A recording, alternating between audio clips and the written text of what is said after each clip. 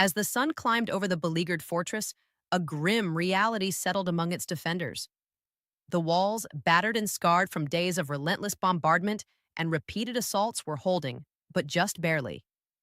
Hungarian and Serbian troops, once well organized and confident, had been worn down to their absolute limits. No reserves remained to reinforce the front lines. Every man and woman inside the fortress was now fighting on the razor's edge between survival and annihilation. The morning revealed the damage of the previous day's relentless Ottoman attacks. Breaches in the walls had widened, debris littered the defensive paths, and defensive positions had been depleted of supplies. Weapons were scarce, and soldiers carried the same arms they had used for days, often damaged or broken. Still, they manned their positions with determination, knowing that the fortress's survival rested on their endurance. Ottoman forces, having sustained heavy losses themselves, were showing signs of renewed vigor. From the shattered walls, the banners of the Sultan's elite units began to appear, symbols that sent a shiver through the defenders. Each flag raised atop the battlements represented a foothold gained by the enemy, a warning that the fortress was slowly being encroached upon from within. Inside, Hungarian and Serbian commanders moved frantically along the ramparts, rallying soldiers, reinforcing weak points, and attempting to organize counterattacks wherever the enemy had made a gain. Every order was delivered with urgency. Hesitation could mean death. Yet, the reality was harsh. There were simply no reserves left to plug the gaps. Every soldier on the wall was vital. Desperate hand-to-hand combat erupted at each breach. The clash of swords, the screams of the wounded, and the thunder of gunfire filled the air. In some areas, Ottoman troops had already established temporary positions, forcing defenders to fight to reclaim every inch of ground. The battle had descended into chaos, a brutal test of endurance, skill, and sheer willpower. Medical teams worked tirelessly amidst the mayhem, but their efforts were overwhelmed. Stretchers could barely navigate the crowded walls, and many of the wounded were left to endure the pain until fighting subsided. The defenders' resilience was remarkable, but the human cost was staggering. Each hour brought new casualties, and fatigue weighed heavily on even the most battle-hardened soldiers.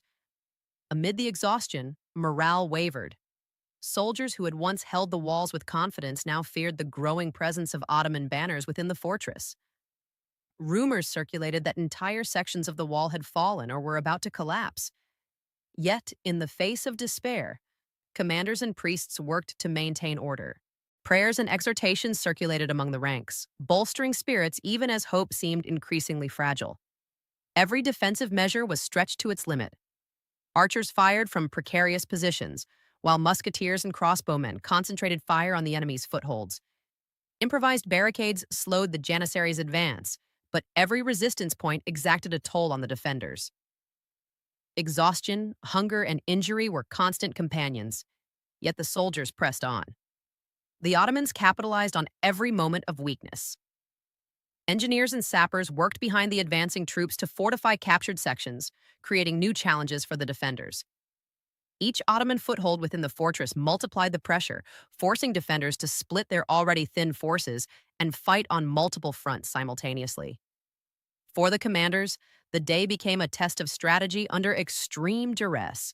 They coordinated small counterattacks to push enemy units back from newly captured positions. These efforts often succeeded, but always at a high cost.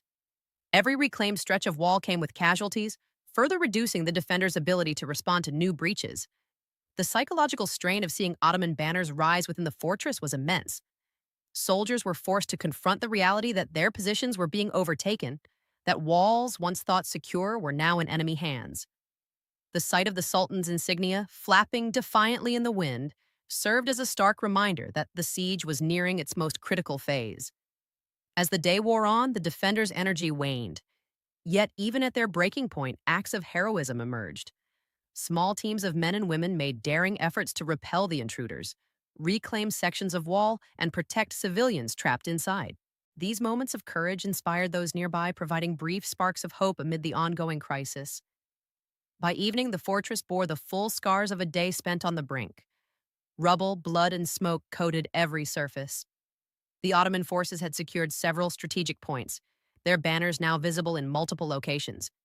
Yet the garrison, though pushed to its limits, remained determined to resist. Exhausted but unbroken, the defenders prepared for what might come in the night: renewed assaults or an attempt by the enemy to exploit their exhausted state. Commanders held brief councils in the shadow of the battered walls. Every decision carried the weight of life and death. Reinforcement was impossible. There were no additional troops to deploy. Every soldier had a role. Every weapon had to count, and every breach had to be defended with unyielding resolve. Within the fortress, civilians aided wherever possible. They brought supplies, assisted the wounded, and reinforced barricades. Their presence highlighted the collective struggle for survival, emphasizing that this battle was not only about military honor, but the protection of lives within the fortress. The breaking point had been reached, yet the garrison's resilience remained. Exhausted, outnumbered in key sections, and facing enemy banners inside their stronghold, the defenders had become the embodiment of endurance under pressure. Every soldier knew that the coming hours would determine the fate of the fortress, yet they held fast, united by duty, faith, and sheer determination. As night fell, the battlefield remained tense. Fires illuminated the damaged walls, revealing both the devastation and the stubborn resistance of those within. Ottoman troops consolidated their gains, preparing for renewed assaults at first light. The defenders, having survived a day of near collapse, braced themselves for whatever the dawn would bring. In the shadows of the ruined battlements, the story of desperate endurance unfolded. Troops who had reached the absolute limits of human stamina and courage remained vigilant, defending every remaining inch. The fortress, though battered and partially infiltrated, still stood as a symbol of determination against overwhelming odds.